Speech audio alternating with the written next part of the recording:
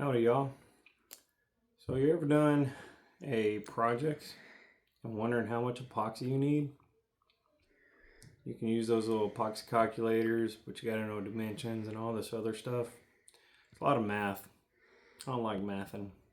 Saw a video the other day, so I was gonna mimic it and show you an explanation of how to do it. If you check here, I have my mold. This is a 2 foot by 1 foot mold by Empire molds.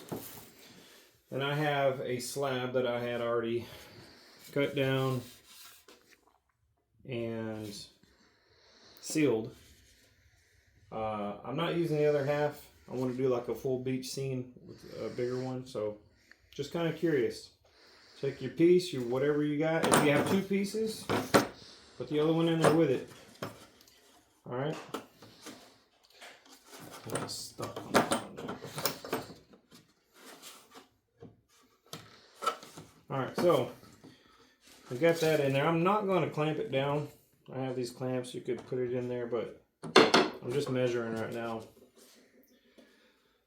This is just a storage bin I went and bought earlier.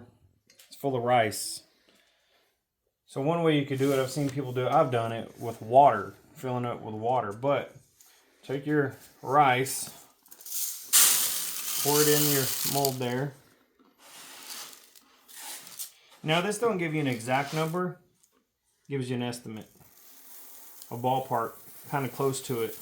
But you always want to mix up a little bit more epoxy than what you need, because you don't want to get there and be short and then try to start mixing up more epoxy. So it's always better to have a little bit more than what you need.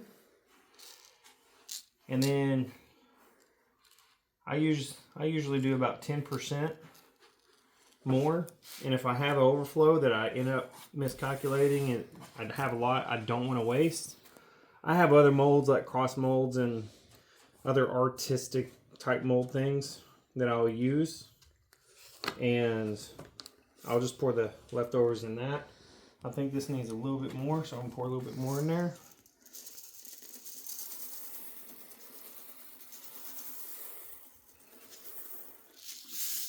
What I'm going to do is use a straight edge here, just kind of flatten it out. It's a little big. That ain't working. Whatever, I'll just use my hand and guesstimate it. But anyway, you get your layout. And that's about right.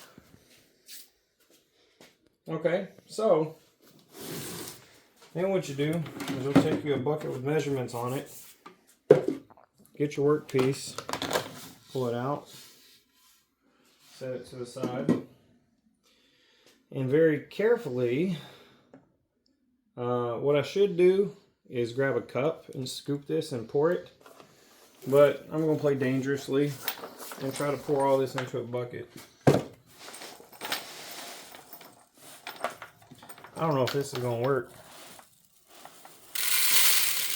That's already going everywhere. Anyway, you kind of get the point. Fill up your bucket with all the rice.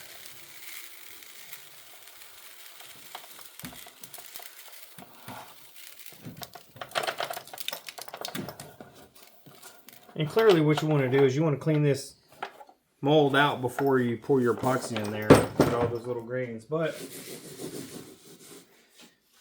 there you have it.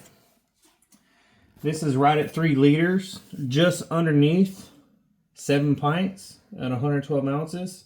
So what I'll probably do is actually pour a little bit more.